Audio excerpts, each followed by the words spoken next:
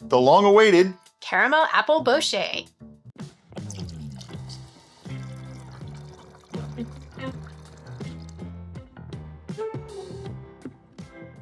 So we've been planning this one for a couple of weeks, and we've had some difficulties with various things, like getting the right fermenter for this. More on that in a little while. But this is a caramel apple bochet, so it's going to be cooked honey. It's going to have cooked apples in it. It's also going to have apple juice, some spices, and of course, honey. So, what do we got to do first? Okay, so we're going to start by bochetting our honey. And to do that, we're using a crock pot because that's going to have a nice, calm, even temperature. And hopefully we'll be able to avoid the problems we had with our original bochet. Okay, so to make a bochet, you have to bochet the honey, which literally means to cook it. Now, we've done this before, and I'm a little bit gun-shy about doing it. So what we've decided to do is we're going to use half and half. And we're going to use a slow cooker, so it's a little bit of a different method. It's a lot more gentle. So what we're going to do is measure out 1 pound of our honey into the slow cooker. So to do that, we're using our old scale, which maxes out at 50 pounds, because we're actually going to weigh it in this. All right, we're using our Florida Sweet Squeeze Wildflower Honey.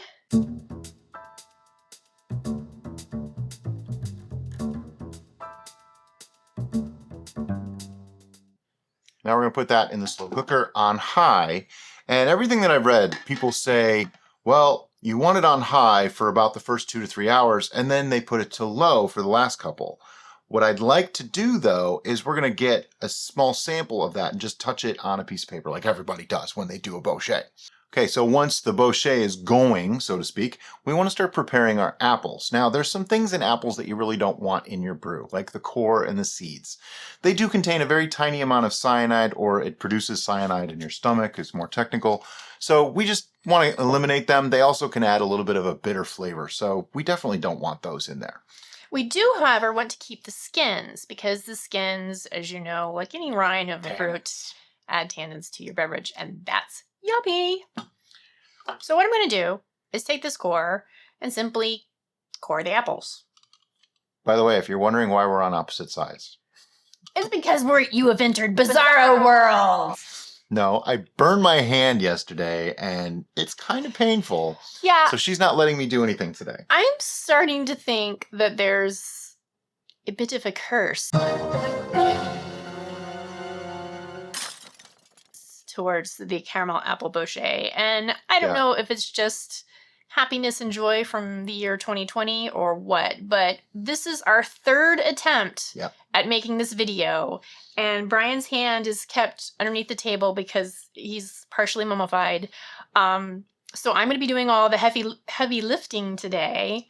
Ha ha ha. She's not letting me do anything. No, it's bad. But we're making this video, gosh darn it. So what she's going to do is just remove the cores from these apples, and we're just going to cut them into sections. Kind of like if you're making an apple pie. If you don't have an apple core like this, what I usually do is I cut them in half, cut each of those in half, and then I just kind of cut on the bias, cutting that core right out of it. No big deal. There's one. Yeah, so we're going to do this, and it might be fast forwarded. I'm going.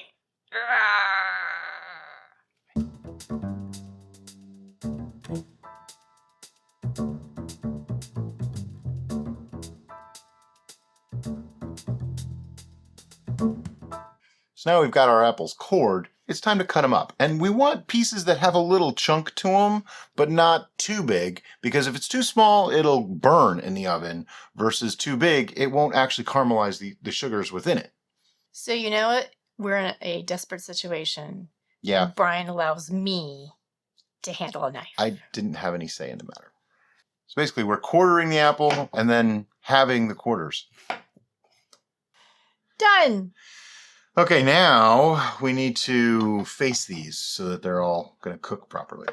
What I mean by that is we're just going to make sure that they're all laying like on their sides and not piled up on top of each other so that we can bake them. In case you're wondering, these are Fuji apples. Why Fuji apples? Because they're Brian's favorite. Exactly. I happen to really like Fuji apples. It's just a thing. I find them nice and sweet. They're an apple flavor that I actually appreciate. Them mixed with the apple juice will actually create a really nice apple flavor for this Cyser. It's actually a Cyser, not just a Bochet. So this is just like all kinds of crazy names, this particular mead. Now we're going to bake these in the oven at 350 degrees Fahrenheit. I'm not sure exactly how long because I want to see them shrink a little bit, but I don't want them to burn. So it's probably going to be 30 to 45 minutes, but I'm going to keep an eye on them just to, verify how they're doing. Now, something I want to talk about just briefly is we've had some questions where people say, oh, I have this or I have this. How much of this should I add to a mead? The problem with questions like that is it's so open-ended. There's so many ways that it can go, and it doesn't even really depend on what yeast you're using. It's really more personal preference. What do you want it to be? And then you can go from there. We don't really like to make up recipes on the fly that way because it's kind of not fair to everybody else. We may look like we're kind of haphazard, fly by our pants kind of recipe makers. And sometimes we are. But normally, and particularly in this case, that is not the case at all. And we're actually going to do a brew talk video where Brian explains more about our process and how we come up with the ingredients and the amounts and the process, what we do to those ingredients and amounts to make a recipe. And I'm going to use this video, this recipe, as an example in that, just to show you where it started and what it ended up becoming. And then over time, it'll actually get adjusted as we're making it too. But there's ideas, there's experience, there's intent, and then there's the outcome. And there's math. Yeah. Okay, so now all of our apples are on the tray. I got the oven preheating at 350. I'm just going to put these in there and... We're back! So it's been about 2 hours on the Bochet Honey, and everything that I read said you won't see much difference for up to 4 hours. Well, not in our case. I guess maybe our crock pot's a little hotter than most, but I also read that fructose is the main sugar component of honey, and that one starts to burn at 230 degrees Fahrenheit. I checked the temperature, we were at 275. So there's definitely more of an acrid smell in the air now. It's definitely cooked. We stopped it. It's got to be done. At the 2 hour mark, as you can see in the diagram, it's showing very, very dark. Okay, so I don't want to go any further than that. But what we want to do now is get it out of there and into the fermenter. Okay, so it started bubbling slightly at the 15-minute mark. And then at the 1 hour mark, it was really active, foaming and everything. Yeah, something of note. If you decide to do this, make sure that the container you boil this in or cook this in is at least 3 to 4 times bigger than the volume of honey you're working with, because it will foam up and foam over, and this stuff is napalm. It's just going to stick to you and burn. Yeah. So what we want to do now is add some water to this to cool it down and thin it up so that we can get it into a fermenter. All right, so you can see from this overhead view all the foam and crusty from the cooking of it. And I'm going to pour some water in here, but I'm going to do it very slowly. Because there's a chance that it could start bubbling vigorously. It's foaming a little bit, you can see on this side, but it's not as bad as what we've seen before. So now that we added the water, we're just going to mix it up, basically just to try to get everything off the sides, make sure nothing's stuck, that sort of thing. Lowers the temperature nice and quick as well. Since that was at about 275 a little bit ago, now it's down to 130 already, which that's almost pitching temperature. 30 degrees hot, but we're getting closer. While she's mixing that up, I want to talk about this. This is something you guys haven't seen yet. We were waiting for these to arrive so that we could make this brew, because this is a 1.4 gallon container. That way I can put in all the fruit and everything you can still see inside it, and we still get a 1 gallon in the end. These effectively replace our 2 gallon buckets. I was never really truly happy with the buckets. I don't like to use plastic buckets if possible. How's that looking? It's looking like a... Looks like a mess. Mess. Cooked honey. Okay, my estimate before of 130 was wrong. That's 160. But it's okay, because what I'd like to do now, I think, is we're going to start measuring the honey into this container, and we'll add the apple juice. We'll let that cool for just a little bit longer, although I don't think it's going to cool much sitting in a black ceramic bowl. So, all right, so while we're waiting for that to cool, we're just going to measure out our pound of honey. And again, it's the same honey as before. We're just going to get it into this fermenter.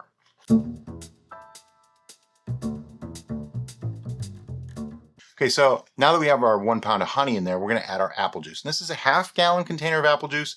It's from Aldi, and the ingredients are apple juice from concentrate, ascorbic acid, vitamin C. Okay, those things are perfectly fine to use. They're basically there just to keep the color. That's all it really is. But we're just going to put a half gallon in now. Okay, so to mix this up, we're going to need my spoon of unusual size. We're going to mix this up before we add the other honey in, because this gives a nice large base of fluid to cool that down even more. And then we'll take the temperature of that too. Okay, now comes the dangerous part. This thing is probably, oh, it's not even that hot anymore. If I can touch it with my bare hand, it's actually not that hot. I have very sensitive hands, as evidenced. Yeah. But this was 450 degrees. Okay, so I'm going to stand up and chop my head off. Yep. The idea is we want to get that into here without spilling it everywhere.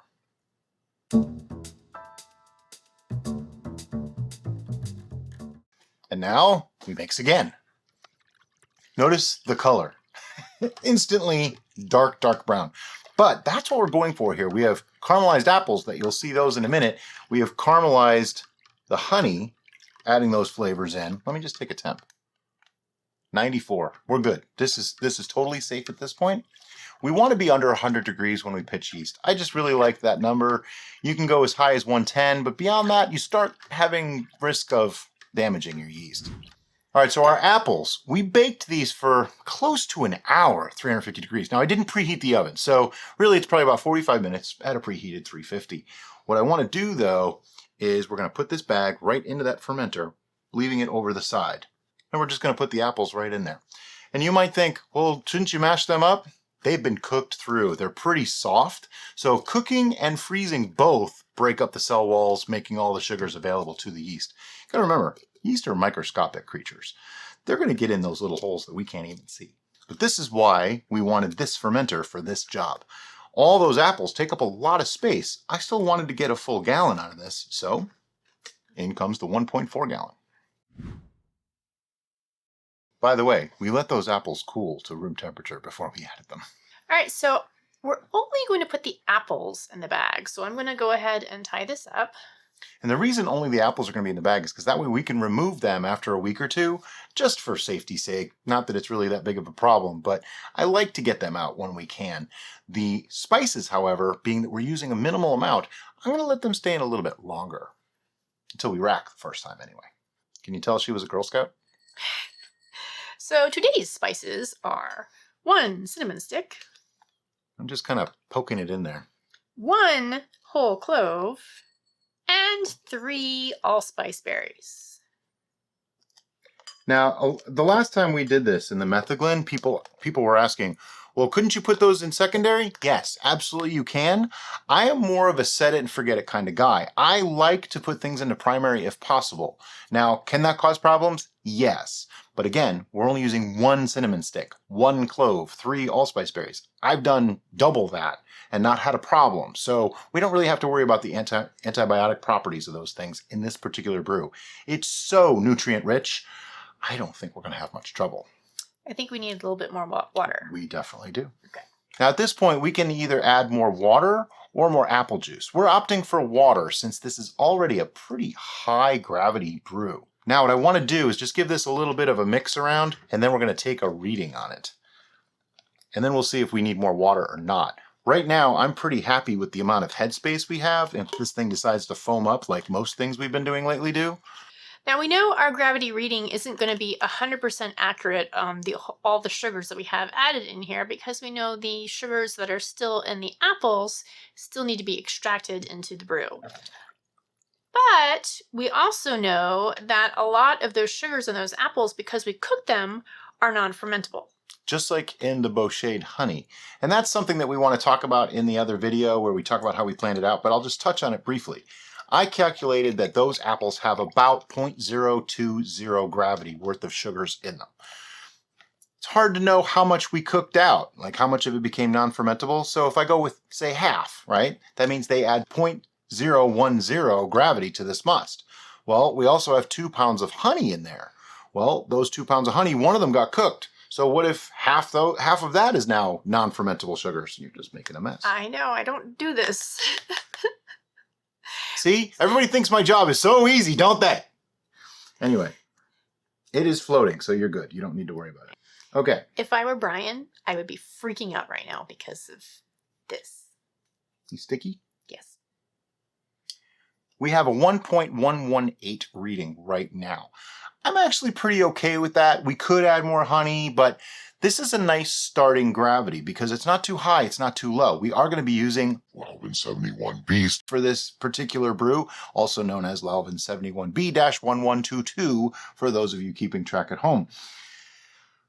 I know that that is a 14% yeast, but it also goes higher on occasion when it has the proper amount of nutrition and proper conditions. These are the perfect conditions for this one to explode. So I figure, this might go dry. We can always just back sweeten and add more later. Not really a problem. But I am going to pour this right back in and let Derica go clean her hands. Okay, so we have a couple other things that we want to add. Lately, we've been using yeast hulls as a nutrient for our yeast, and they worked so well that I actually want to continue using them. In our last brew that we used them in, the hibiscus mead, they actually worked a little too well. Right. So we're not going to go for the full half a teaspoon. Instead, we're going to do a fourth of a teaspoon. Right. So that way we're using half the amount. That way anything that might have been missed with the apples or anything like that is going to get made up for with the yeast hull. I think a quarter teaspoon is fine. And last but not yeast, it is yeast, is our Lalvin 71B. Now, normally, I would use half a packet for up to 3 gallons and a full packet for over 3 gallons. But I'm starting to learn that there's a time and a place for everything. And to me, this brew has so many things going for it, but it also has a lot of non-fermentable sugars that could hurt the yeast. So I'm going to use a whole pack today. I was debating on this back and forth. We are actually going to be doing a test on a 1 gallon to see, should you use half a packet or a full packet? Because for years, people have been telling me, oh, just use the whole thing. And I always thought it was a little bit wasteful. But if it really does improve the brew and its health along the way, then that's a reason to do it. If it just makes it go faster in the beginning, I don't really care about that. But if it actually improves the brew and the health of that brew, now I'm all for it. So let's just dump in that whole packet. It's in front of the fermenter. I can't see. By the way, I smelled this. It literally smells like apple pie. We're at good temp, right? Oh yeah, we're fine. We're fine. We were at 94 degrees before we put in the apples. And now, try to just kind of get everything submerged. It's not really critical. Look at her. She's trying to take it from my hand even now. I'm left-handed, so it's awkward to use my right hand for certain things. By the way, in case anyone was concerned about my hand, it's fine. It's just going to take a few days to heal. It's still relatively raw, and I'm taking medications to help with the pain and things like that. But it'll be fine. Maybe a scar. Make me all manly. I'll add it to the collection. Yeah, I was going to say, add it to your collection. The idea here is I really want as much under the liquid as possible, because if it's not in the liquid, it's not adding to the liquid. That simple. And it has a potential possibility, maybe it could mold or cause bacteria. So we want to avoid that as much as possible. The way we did this, I'm going to end up with as much product as we possibly can get. I might have been able to add more liquid to it. We could have used apple juice, but I wanted to see how this works out. We've never used this fermenter before. But taking that bag out, when we do, there's going to be juices in there. And I'm thinking it's going to be somewhere in this level, which is going to be close to 3/4 to a gallon. So that way, when we rack off of the lees and everything like that, we end up with as much product as we can. About as much as if we had used a whole juice recipe in a regular 1 gallon container. That's the intent. We'll see what happens. So from this point out, all we're going to do to this is we're going to give it the swirl. So, like that. This is going to sit for a couple of days, and then we'll see if it starts up. Okay, if it doesn't start up, then we'll have to determine what to do then. Brian couldn't take it anymore. We had to switch sides. So here we are, maybe 30, 35 minutes into it, and as you can see, like that, there is activity in that airlock already, and that it's just further making me really want to do that test of yeast hulls versus nothing. And let me just show you what's going on here. It's also making me want to test the full packet versus the half packet. I think those are two different tests, though. They are, but we are going to test I that. think those are the two variables that Absolutely. we're seeing that may be affecting the speed of fermentation. And this is what we like to do. We come up with a theory, and we work on that theory for a while when it's working. And then, you know, we get an idea. We try something different and go, oh, maybe we were wrong. Well, I'm okay with being wrong as long as we correct that and do it the right way. A lot of people have said, I found a video from 2.5 years ago where you were saying this, and now you're saying something different. Which should I follow? The latest one. Because that's how science works. You come up with a theory, and when that theory is proven false, you come up with a new theory until that one's proven false too. That's constantly improving. Yeah, that's one of the exciting things about the whole City Steading project is that we are sharing information, not only what we're learning with you, but what you learn back to us so that we can share that again and just build and get better and better. Anyway, let me give you a look at this. So now you're looking at that airlock and you can see bubbling happening quite clearly. However, when I look down inside the jar, I actually don't see much of that bubbling action that would be causing this to start up like this. So it's a little bit confusing. I am seeing some movement on my side. If you watch I have more particles on my side than you do. It's hard to see in this exact configuration. So what's going to happen next? Well, this is going to sit for probably a couple of weeks before we even take another reading on it. But what you're going to see is the next step in this video where we've already done the readings, racked it, and bottled it. So it'll be a little while. A lot of people have been asking because we changed our system of how we do the videos. What we're going to do today, we're going to get that bag of fruit out of there. People ask all the time, how long should it be till you take the fruit out? Well, it's been about 9 days. And, you know, it's probably time. There is no set time. As long as it's not harming anything, there's no rush to do it. I want to get it out because in this particular instance, it's pushing that bag up and making this dry up here. And I don't really like that. I want to get it out. So really simple. I'm just going to find the laces here, find the opening, and we're going to start pulling it out. What I am going to do, though, is twist it as I go. That way it sort of contains things. Ish. Yeah, well, as long as it stays in the fermenter for the most part, I'm good. I'm going to throw it into a colander, in a bowl, just like that. And then I'll take that over here. I'm going to squeeze it a bit because this is one of those times that you do squeeze the bag. There's plenty of juices in here that I want to get out. Now we sanitized that bowl and that colander so that way we could reuse the juice that Brian is. Yeah. What did we sanitize it in? The red bucket of sanitization!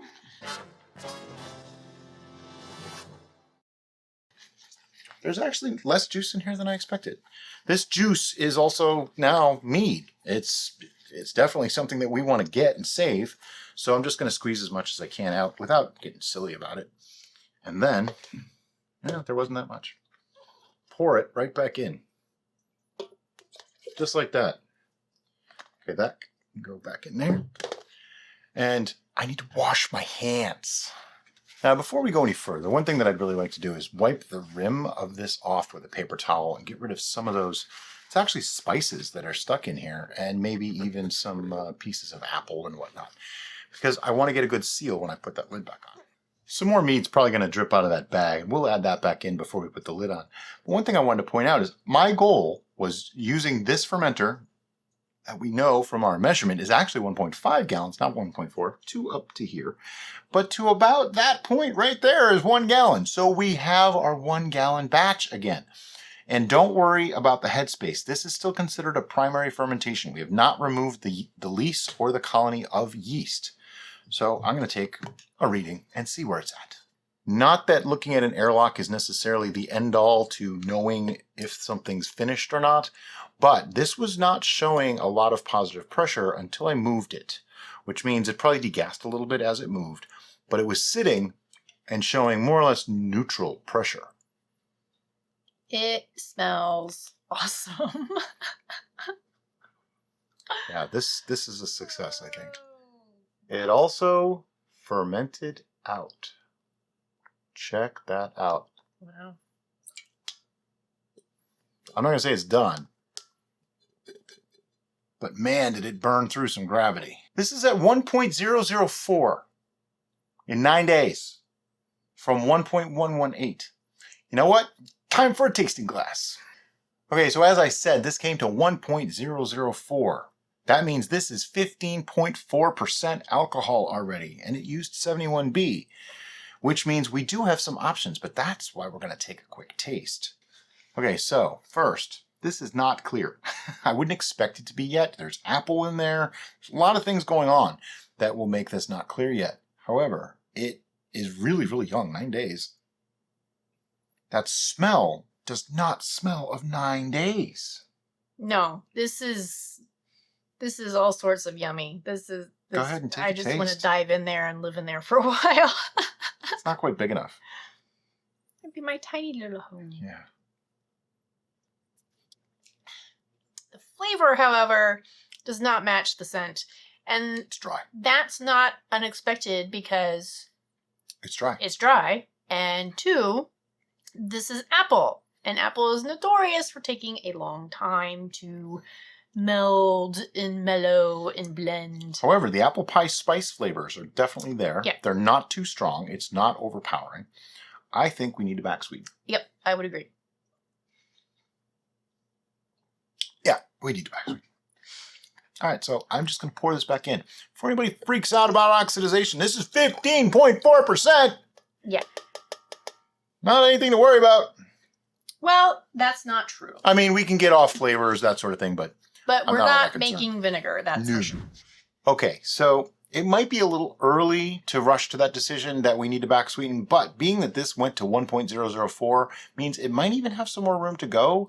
I don't really want to give this a chance to just go completely dry because we won't like it. It'll be very, very spicy, and those spices need a little sweetness to offset them to give that real apple pie flavor. So I'm going to use Wildflower Honey, just like we did in it originally, and I'm going to add a pound. That should be about 35 points, and I'm going to take another reading afterwards just to be on the safe side, but it should be about 35 points. All right, so our 1 pound of honey is in. That means I need to mix this up. Now, a lot of people get a little freaked out at this point. They think, oh, but I don't want to mix something that's already been fermented and I can oxidize it. And you know what? You could. It's very possible. However, it's unlikely. And that's something that people have actually asked us to test. Try to ruin a brew. And I thought, that's a neat idea. I might actually do that. You don't want to tell Brian to try to do anything. There's some history to that I won't divulge, but pretty much he's going to succeed. Oh, I don't know if I'd succeed, but I would try. It sounds horrible trying to use a metal spoon in this, but I want to mix that honey in. It's not 100% necessary to mix this honey in. However, because it went so fast the first time, I expect that this is going to ferment a little bit of it, which is why I put in a pound. We also are using this 71 Beast, and we know that it's already 1.3% over its norm. He could go the full route if he wants to. Yeah, it's gone to 17.55% before in our banana wine. So I'm thinking if this ferments out to even 16%, it's going to be a nice strong brew, but it'll still have some residual sweetness. What I'm also doing is getting rid of some of the gases that are in here, so that gives the yeast a little bit more to work with. It also gets some CO2 pumping out of here so that any extra air or oxygen or whatever from the air isn't really going to affect this. And this makes a lot of noise, so I'm just going to do this and be back with you.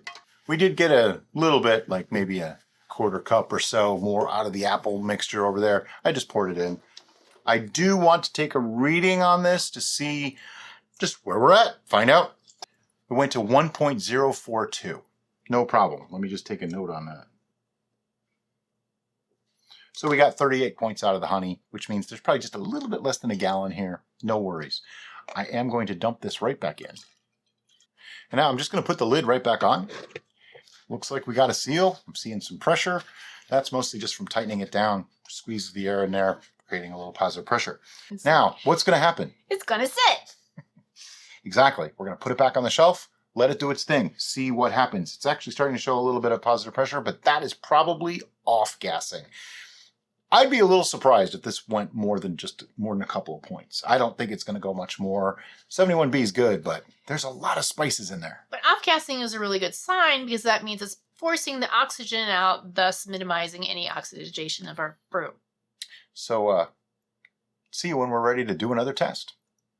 So what we want to do today is we're going to take a reading on this. We added some honey to it just like maybe a week ago, a little over a week ago, and I see neutral pressure in there, which makes me think, is this actually done? Like, did it finish?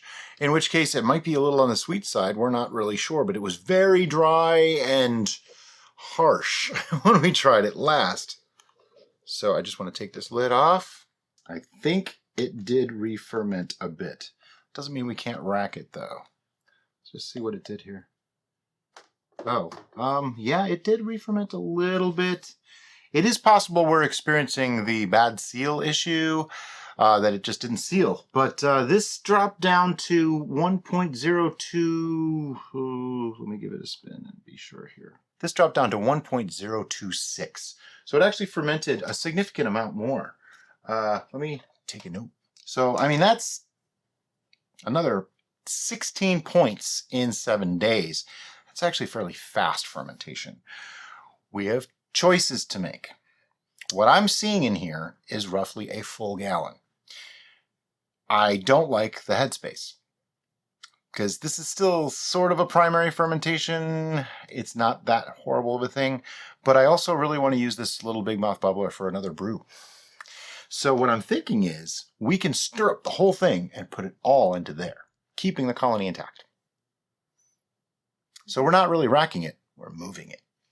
But let's have a quick taste. Can you hand me that glass? I'll just take a quick taste of this. So something I want to point out about this brew, this was started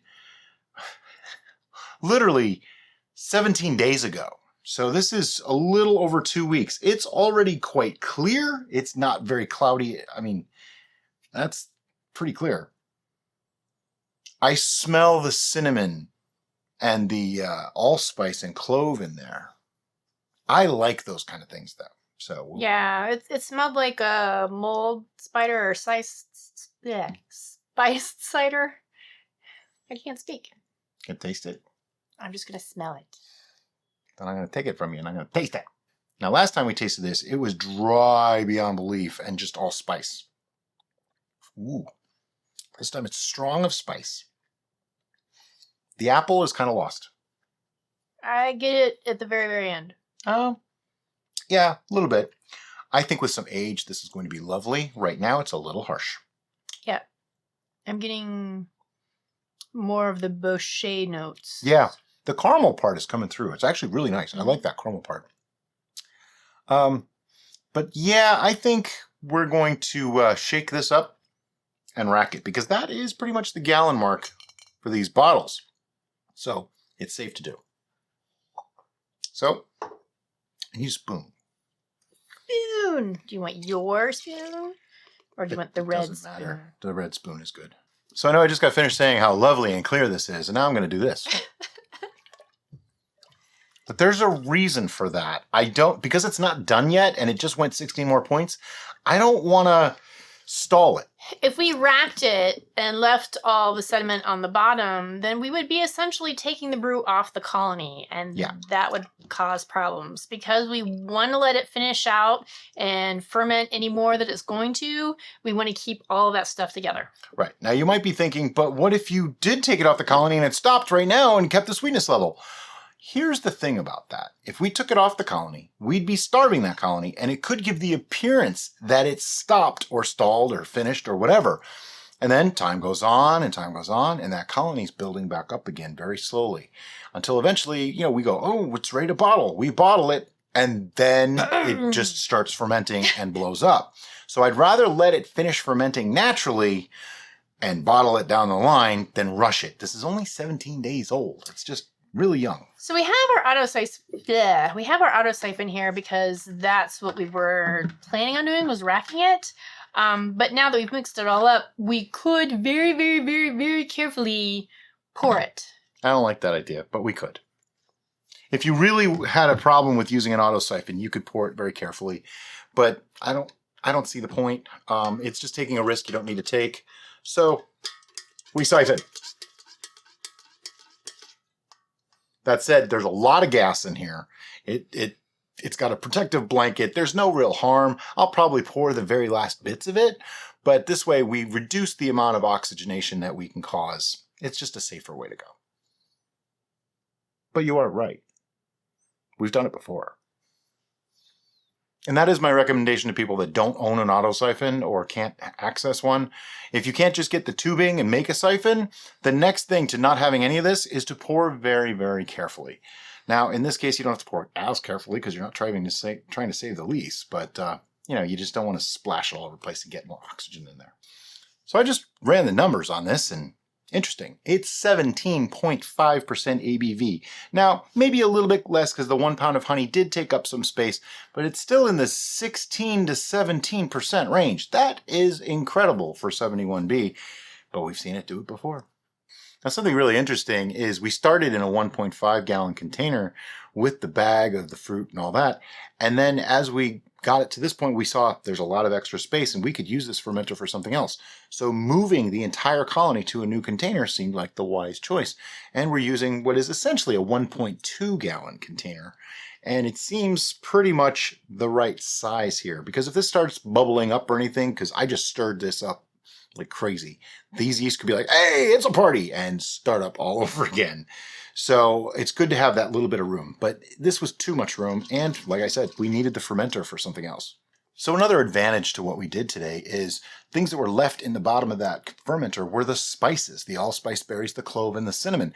They did their job. They overdid their job. There's a lot of spice in here. It's very spice heavy, and I don't think it needed to sit in there any longer. So there was 2 reasons to do that. First, we really needed the fermenter, and second, getting those spices out so that they don't over extract. Okay, so just putting in a new airlock and bung. And I believe this is one of the apple juice bottles. Their hole is a little bit smaller than some of the bungs we have, so it might pop back out, or I might have to use a rubber band on it. Yep, it's popping back out. We will figure that out after we're done here, but so what's going to happen next? It's going to sit.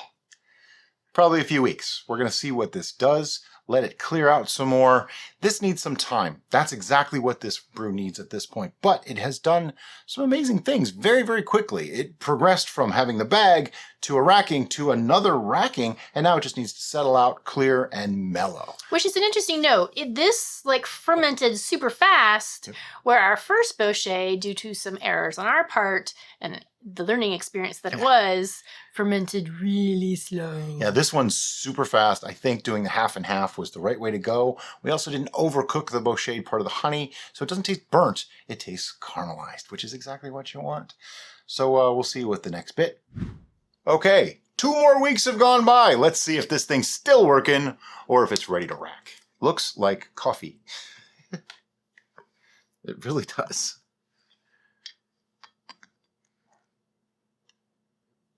When last we left it, it was at 1.026, but it looked still like it was pretty active. So I just want to see where it's at now to see if we need to wait another week to give it a final test again, or if it's actually done. Because they'll fool you. Oh yes, they will. Okay, it's at 1.020. And as I'm looking at it, I'm seeing little tiny bubbles coming up the side. I don't think this is ready to rack yet. I want to give this another week. Maybe even 2 more. So let's just pour off a little tiny sample, see how it tastes though. And put the rest back in. Tiny sample. I'm going to pour the rest right back in because I'm not worried about stirring up the lees or anything. I might even give this a good shake before I put it back anyway. I haven't shaken it in a couple weeks because I wanted that lees to settle in case we were going to rack it today. Put that back in. And I'm using a rubber band on this one. It doesn't seem to want to stay in. Some of the apple juice bottles that come with the free apple juice, they don't really like bungs as much. They don't tend to stick as well. See, it wants to pop back out. Force it. Violence is the answer. There we go. It's all good. And now the tasting. It smells so wonderful. We know this is really good. We tried it before. Oh yeah, it smells real good. Interesting. The Bochet flavor is very strong. It's almost a little overly so. I didn't think we over Bochet'd and only half the honey was Bochet'd. But that's something that we will deal with when we get a little further in, and we might have to make some adjustments. The spices are still in this, yeah? Oh, yeah. No. They're out. All the spices are gone. This has been racked off.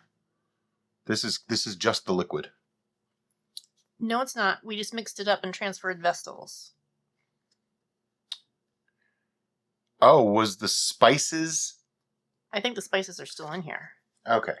Then you know what? I think we need to rack it. We need to rack this. She's right. We took the apples out. We took the fruit out, but we left the spices. And I think the spices might be becoming a little astringent. I mean, it's possible the spices were in the bag with the apples. I don't remember how we did that. Well, it's a 10-20. It's a judgment call. And this is where the art and science kind of contradict the feel and experience. Based on what we're getting from the taste, if the spices are still in there, and I just don't remember. I mean, I think they actually are still in there because we put them in separately so that we could remove them separately. If they are in there, I'm getting a little too much spice now. Yeah. And the Bochet is not helping that. It's actually making it a little worse and a little bitter and more astringent than I want. I'm getting particularly the clove, like even now. Okay. If you ever chewed clove gum, haha, hello, fellow goths, then you have that weird, almost numbing effect on your mouth and tongue. And that's what I'm getting. And so I think the spices are still in there and they need to get out. And I think she's right. We're going to rack it. Now, this is basically its first rack, because last time we just moved it from one vessel to another after we took the apples out, because we thought there was just far too much space. So this is really a first racking.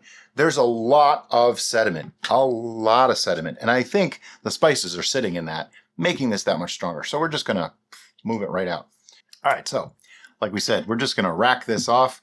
Now, because this is a first racking, I'm not super worried about all that sediment in the bottom. Obviously, I don't want it all in there, but I'm not going to be like crazy to try to keep it out. Our primary objective for this particular racking is to separate the liquid from the spices. If we get any of the yeast colony in this racking, we're okay with that. Particularly if they're still active, we want them to finish off and do what they're going to do. Well, it did 4 points in 2 weeks. I think it's done close to or close enough. Yeah. Now, the reason we went to a wide mouth from the 1 gallon is because I know that a gallon is to about here, and it was up in this area here-ish, and I know with all that lease, it'll be less than that. So one of these should be exactly right. A lot of people have been asking lately, how much headroom is too much headroom? It's kind of a judgment call, okay? You need to know your own brew. There's gas in this. I have not degassed this at all, so I know this one is still expelling CO2. You can see it coming off in bubbles. So I don't worry about it as much for those because there's always going to be that blanket of CO2. If this had sat for a long time and it was very degassed, I might worry about it. And in that case, the best amount of headroom is anything from about there up, where you start seeing it narrow. And on these, from the shoulder, anything from the shoulder up. Obviously, the higher up, the better. You just want to minimize the surface area to the oxygen. That's it. So the best answer to how much headspace do you need is as little as possible. All right, so that lease flocculated really nice. It's hard packed, but I can already see it's a little bit getting into the liquid at the bottom here, so I'm just being really careful. Again, this is a first racking. It's going to sit for a couple more weeks, so it's fine. Okay, what I don't see in there is the spices. I think the clove is still in there. Yeah, I think you're right. I think the clove somehow was not in the bag, and that definitely came through in the flavors, but everything else was removed with the bag. I thought we did that. But hey, you know, we're just as surprised as you guys sometimes. Alrighty, so it's been racked, and as you can see, it's just above the shoulder. That's, if you had to know, that's about the minimum that I'd really like to see for a true conditioning phase. Now, like I said, there's so much gas in here that I'm not all that worried about it, and if I give this a good shake, I bet you, ta-da, now we have a CO2 blanket in there. Nothing to worry about at all. Yep, and what I mean by that is this carbon dioxide is heavier than oxygen. So by just that little bit that I just did. It's releasing from the liquid. And pouring all over the place. Making a mess. Crap. Just pull it out. This would normally be in the bloopers reel. You get to see it live and in person. So Okay, so again, as Brian was as Brian was illustrating for you, by swirling it, we're releasing the CO2 from the liquid. It is pushing any oxygen that was in this space up through the airlock. So now we have that protective layer that we were always talking about of CO2. Yep. What she said. So what's going to do now? It's going to sit. Probably for a few weeks. Let's see what it does. Let it settle out some more. Any of that extra little muck that got sucked up in there will fall out of suspension, and then we'll be back to bottom with. Okay, so this is coming up on about 7 weeks now. Okay, so this is still a fairly young mead, really, when you give it some perspective that way. So last we did some... So we've added some honey, we backsweetened it, and it dropped a little bit and then a little bit more. So I want to give it another reading today and see if it's ready for bottling. If you notice, we already have bottles out. So we're kind of thinking, yes, today is the day to bottle. All right, so this is at 1.022 yet again, which means safe to bottle. So let's do a quick calculation of our ABV. And for this, I need a calculator, and I'm going to read off some numbers, but I'll explain it too. So we started out with a 1.118. That is our original gravity. So that's 1.118. Then it went to 1.004. That gives us 114 points of gravity used up, right? But at that point, we also added a pound of honey, bringing this to 1.042. This is where it gets tricky. So you take that 1.042 and you subtract the final gravity, which is today's 1.022 from that, and you get another 20 points. So I'm adding 20 points to that 114 points. Make sense? For 0.134 final gravity used up, or 134 points, however you like to think of it. It's 0.134. Now we take that number and we multiply it by the almighty coefficient. Don't ask me what it's really called. I'm calling it the almighty coefficient because I just think it's funny. So 135. And that comes out to 18.09. So what?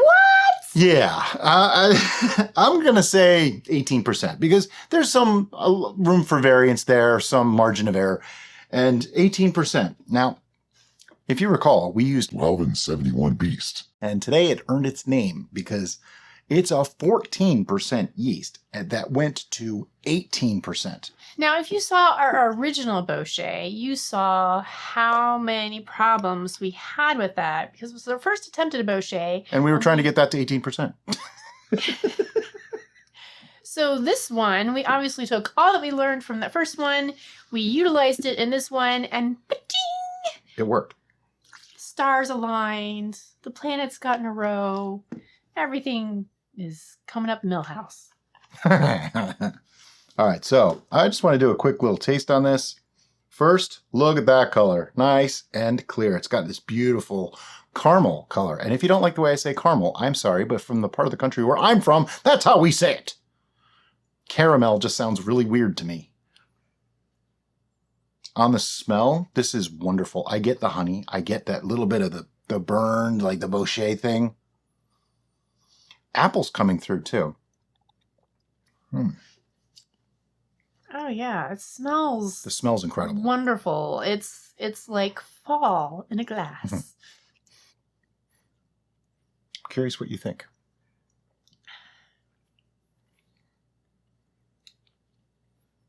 I enjoy it.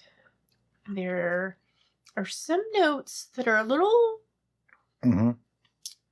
There's a little bit of a bitterness there, and I think that's the Bochet honey. Even though we Bochet less of it and we Bochet it for less time, I still think we might have just that little bit of the extra, like, there's a word for it when things are a little bit burnt. Like if you burn garlic, it has a weird flavor. It gets bitter, yeah. Yeah, it's kind of like that. I'm also getting the apple thing, where for us, we like malolactic fermentations on our apple. So, and we know this is still very young. Oh yeah, this is 7 weeks. Which brings us to what we're going to do next. Which is what? Racking it to a pitcher. Oh. And why we're racking it to a pitcher. I was going to just bottle this, but then I realized this is so young that there's probably quite a bit of gas left in here, and I didn't shake it up because then I'd stir up all the lees. So we're going to put it in a pitcher, and I'm going to degas it. We haven't shown that in quite a while because most of our brews have been several months old, and they naturally degas. This may have as well, but we won't know until we actually rack it. So let's just get going on that. We're doing it the super fast way today because it's just easier. Okay, so we've got it all racked, and now we're going to degass. This is a very scientific method of degassing. It's called stirring it with a big spoon. You can use a little spoon if you can reach. And all I'm doing is just giving it a gentle stir. I want to release the gases that are in there. It doesn't look like there's much, okay? And I had no way of telling without shaking up that fermenter, but if I shake up the fermenter, it disturbs the least. So, you know, we take that extra step sometimes just to make sure. Now, why do we degas? Well, there's several reasons. One is so that when we bottle, there's no pressure in these bottles. These bottles are not made to hold pressure. If you put it in a pressurized bottle, sure, you can do that. But there's a lot of confusion. People seem to think that if you don't degas, then you just made a carbonated brew, which you did. It's not the best way to do it. So when you create natural carbonation by just adding a little bit more sugar and doing that in the bottle, it's a very short, very quick fermentation. Those gases don't have time to sit and absorb bad flavors. They actually absorb the flavors in the brew, so they taste better, or at least neutral. So that's the real difference there. And that's just the truth. Natural carbonation really is just a tiny fermentation. It's very controlled, so that way you know how much pressure there is. If you just bottle something that's still gassy, you're probably going to be okay, but you're not guaranteed, okay? Because you don't know how much pressure is in there. But there's not much here. That's what a lot of the processes that we do and share with you in homebrewing is to have as much control and as much as a constant atmosphere, so that way you are able to replicate the recipes in a safe and predictable manner. And now we bottle. Bottling's really simple. I took the end cap off of our auto siphon, and I'm just going to drop this all the way in. And we added what's called a bottling wand. You've seen this before if you watch our videos. Just has there's some star sand in there still. Just has a little springy tip on there so that when you push it to the bottom of the bottle, the liquid flows, and when you get to the top, you can pull it out and it doesn't spill all over the place. As usual, all the things that we use in these videos will have links in the description below, so you can get it if you wish. Okay, and there you go. So this is bottling, okay? Really, really simple. You put it in a bottle, you put a lid on it. People have been asking a lot lately, how long does this store at room temperature once you bottle it? And there's really no straight answer to that, okay? I usually kind of, I'm a wise guy and I say, as long as you'll let it. But when we get this question, my mind immediately goes to the owl when asked how many licks does it take to get to a Tootsie Pop? Because we drink these, we enjoy them, and then they're gone.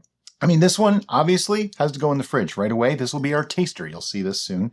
And then one of these is going to go away for a whole year so we can age it. The others, I think they need some age too. So I might leave them all for quite some time. But how long?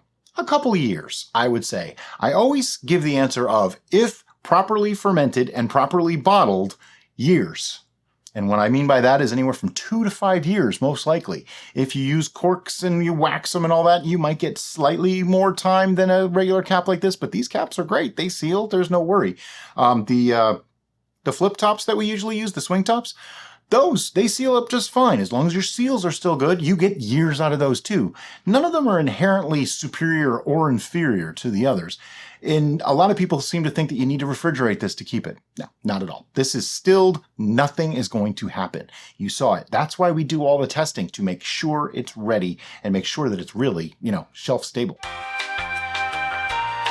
Caramel Apple Bochet Mead, aged 1 year. Caramel Apple Bochet Mead, aged a year. Let me do that again because that was really bad.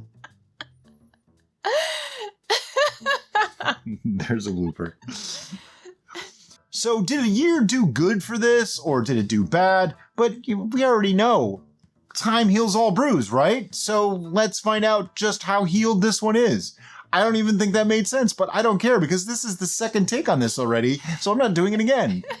So this came, oh my God, this is 18.1%. Okay, we just did a tasting previous to this. 2. Yeah, we did the banana mead just before this, the peanut butter banana mead, and it was 15.6. Derica had a little bit more than she normally does. And this one's 18% now, so this is going to be an interesting day. Yeah, beautiful color. All right, before we get much further into this, we need to get the white card out and just show you the beauty that this thing is. This gorgeous brown color. It's chestnut. Yeah. That's the color. It's chestnut. And I really appreciate that because lots of times we're just in the spectrum of purple, amber, golden things. Golden. This is brown. This is a beautiful looks like chestnut bourbon. Brown. Looks like bourbon. It's beyond bourbon. It is. No, it looks like bourbon. Totally looks like bourbon. Okay. Whatever. And now we're going to get to the aroma. And I'm just going to swirl it on my glass a little bit because that's what you use the Glencairn for. I'm the just tulip shape. really grateful we're not playing poker right now. Oh, wow. Oh, my God. Why? Because I smelled it while you were talking and I didn't even swirl it. And I was just like, oh, I'm pretty sure my eyes rolled in the back of my head. Now, we knew this was good, okay? Because we liked this when we first made it. But now the aroma on this is phenomenal. It's caramel. It's apple. It's honey. There's a fruit in there, too. It's like when they're making the caramel apples. Yes. It definitely smells like that. It's not the caramel apple that's already been made. It's the process of them making it. You're sitting there as a child watching them twist, and you're just like, you're salivating, you're watching it. Oh, God, it's going to be so good. But there's a little bit of a tartness there, too, from the apples, I think. It's so good. This is a very complex scent for what this is. We did increase the number of layers. We made this definitely into an ogre along the way. If you don't get that reference, go watch Shrek. So it's time to do the short sip on this. And the short sip is really just to acclimate to the alcohol, being that this is 18.1%. Or if you want to go with proof, just because it's a higher number, it's 36 proof. Okay, that's almost like liqueur values there. That's pretty amazing. It smells so good. I don't even want to taste it. I'm doing the short sip. Acclimate the palate. Oh. Oh, yeah. This is good. This is crazy good. We're going to have to fight for this one, and unfortunately, I'm going to lose. I don't think we've drank much of it yet. We probably still have a couple of bottles laying around. I don't think we drank all that much. The concept behind this combination was a sound concept. Oh, yeah. But we've had lots of sound concepts that went awry. Did not live up to the potential. Oh, yes. Thank you. Like peanut butter Words, banana meat. They're failing me. This one, however, ticks all the boxes. It's just... It has a rich depth of flavor. The flavors meld together beautifully. It's got a pretty good mouthfeel. I wouldn't call it super thick, but it's definitely got a good mouthfeel. So what flavors are we getting from this? Short sip wise, I'm getting the sweetness. I'm getting the fruit. I'm getting the smoky, almost burnt notes. Mm-hmm. Caramely. So a little bit of marshmallow. I'm getting a rather full flavor profile even on the short sip. So I'm ready to go for the long sip. Yeah, let's do the long sip. Long sip is when you leave it in your mouth for a while and you really get to taste those flavors and explore it more.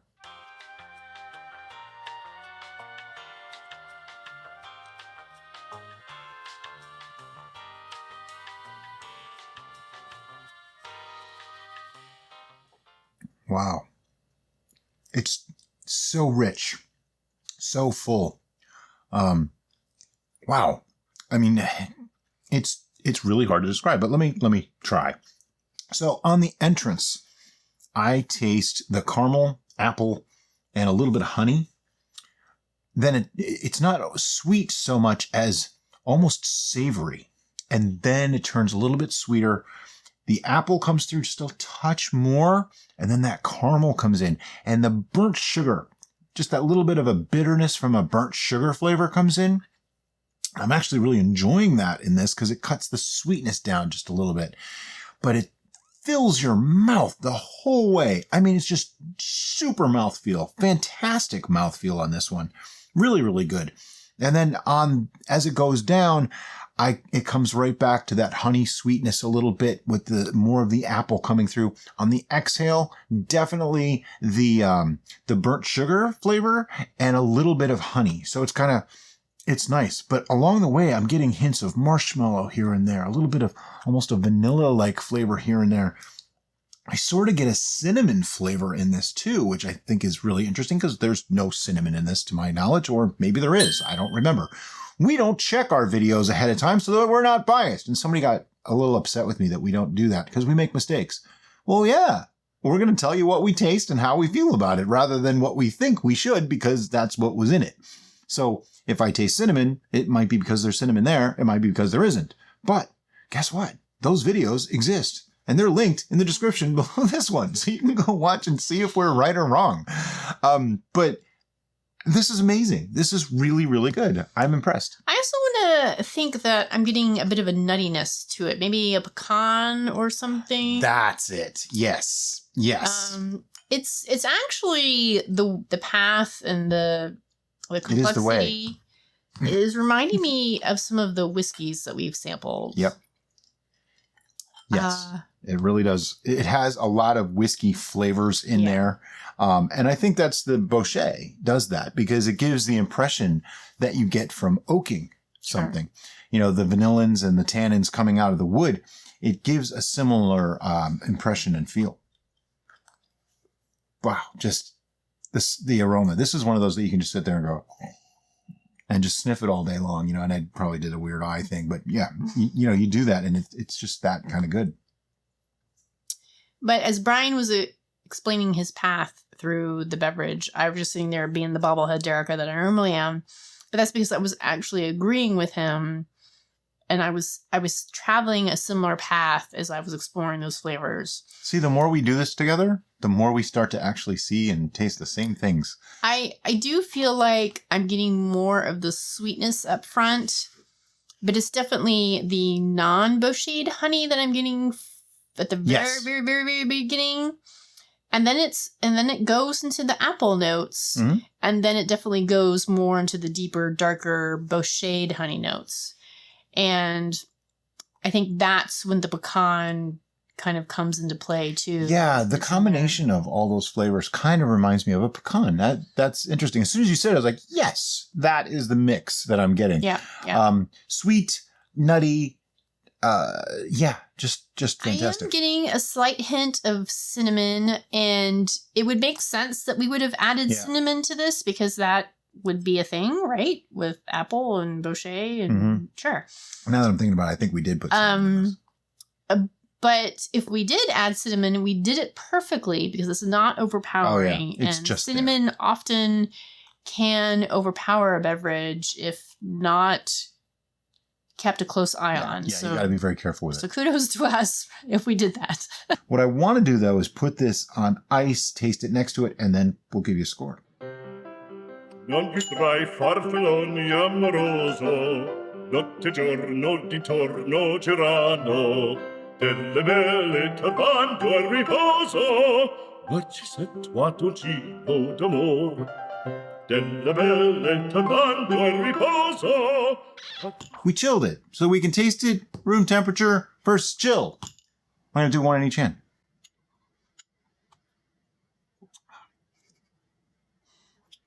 Okay, that's the second time that I did a side-by-side, and I came to the same conclusion. I like the chilled better. She's not. Watch. She'll be different, just to be different. No, she agrees? So, I wonder if there's some bias involved by doing them side-by-side like this. Because that's the second time we've done this now, and we like the chilled one better. It's just amazingly better. Here's another observation. The higher the ABV, oh yeah, the more likely we are to like it chilled. Whereas the lower the ABV, that's possible. It seems like we don't tend to appreciate it chilled as much. I don't taste the alcohol even in room temperature. Right, but that doesn't mean that that flavor isn't there and we're just not registering it as alcohol. The chilled version, no. I'm just going to dump this in there because it's that good. It is doing a similar thing that occurred in the peanut butter and a banana mead, where It was just banana mead. it's creating a more viscous, heavy It makes it richer. Like if you compare a glass of water to a milkshake, it's not that extreme, but that's kind of where we're going with this, is that this feels much waterier, or this feels Much waterier. Waterier. I like that. I had to say it that way on purpose. We need a t-shirt that says waterier. Water. See, now I can't say it. You just messed me up. I ruined it. Where this is definitely more thick, more viscous, more coating. It's like a coats, soothes, and relieves. blanket. No, it for me, she's not wrong. Okay, all the viscosity is there. It seems a little bit thicker, more rich. But I think now I do notice the ethanol that was in the room temperature one that I don't notice in the cold. And I taste more sweet notes, more of the vanilla notes, more of the marshmallow and caramel notes. All those things are coming through. All of the what you want it to taste like comes through with less of the burnt sugar bitterness. Yeah. Not that there was a lot of that, but there's less of it now. So, when it's not there, it's nicer. And that was actually one of the detractors for me on this, is that That didn't bother me so much. I wanted it to have a higher ratio of the true honey notes versus the Bochet honey notes, where this definitely does. Feels like it has a better balance on those notes. And so now I am happy. We make the rules, so we're changing the scoring system yet again. The scoring is biased and subjective. So if someone really does they gave that a 7.5 and this one a 7, that one's so much better. Well, not really, because if we had Taco Bell that day, it might taste different than if we had a salad for lunch that day. My suggestion to you as a viewer is that if we rate anything that we've created a 5 or higher, then that's pretty much the go-ahead to try and make it yourself. And if our tasting notes have something or suggest something that you want to add to that original recipe, and you feel confident enough in your skills to do so, then I would say, do that thing. Make it for you. Okay. Before I tasted cold, then warm. That makes cold better. If you taste warm, then cold, you'll get a different experience. Try that. So warm, then cold? Mm-hmm. Try that.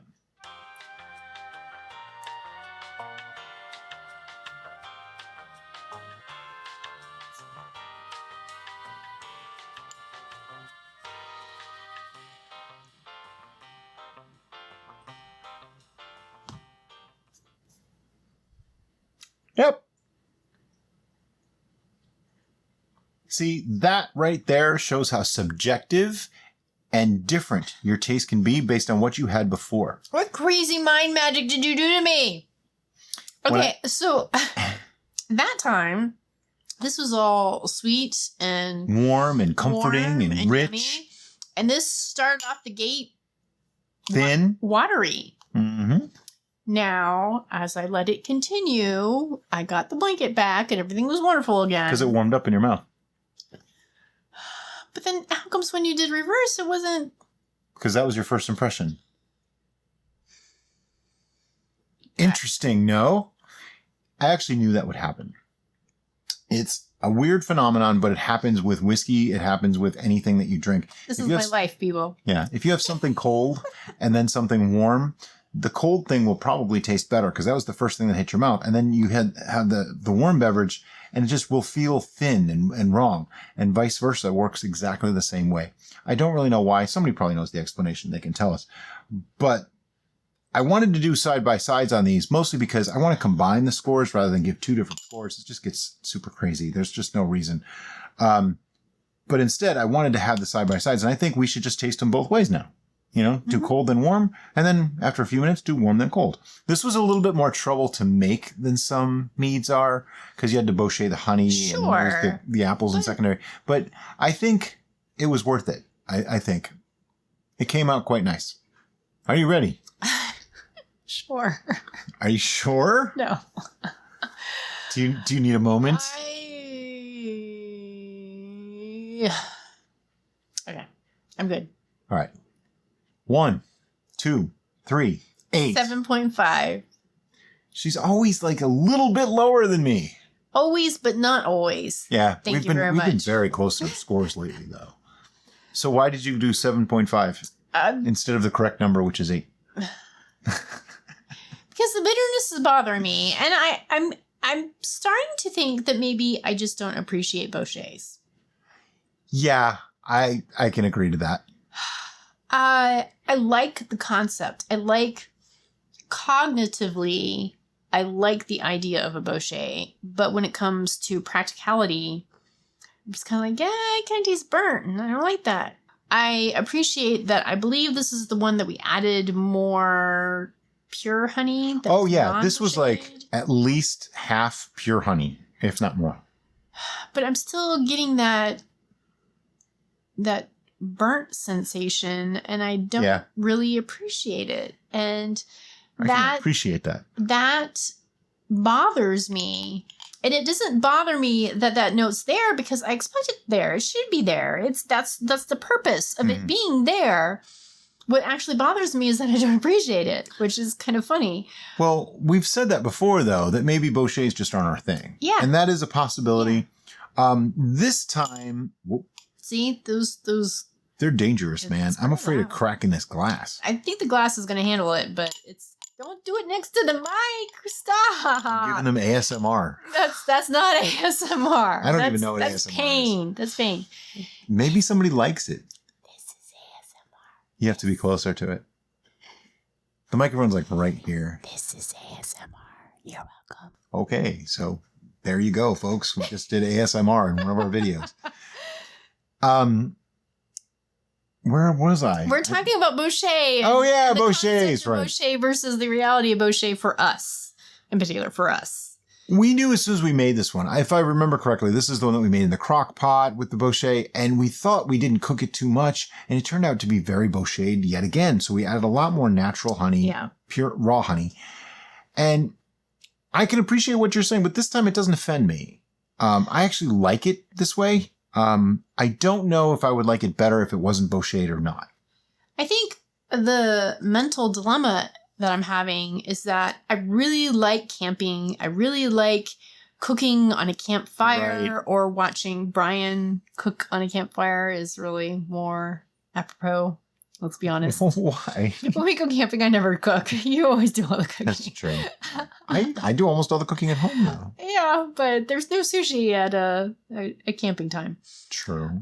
So there's like this built-in romanticism and visceral experience that I want to enjoy from a Bochet. Like, I want it to evoke memories of camping and campfires and bonfires and s'mores and all that stuff. But the reality of it for me when I'm drinking it is I just taste burnt, and it makes me sad. I can understand that. I can appreciate that. In this one, I think it's a little bit better than the last time we tried a Bochet. Yes, definitely. And, you know, an 8 and a 7.5, those are solid, strong scores. Sure. And on a different day, we might give something a little bit different. But Absolutely. We're really happy with this one. Yeah. And hey, if you guys are happy with this video, look up. There's another one up there. You might like that one too.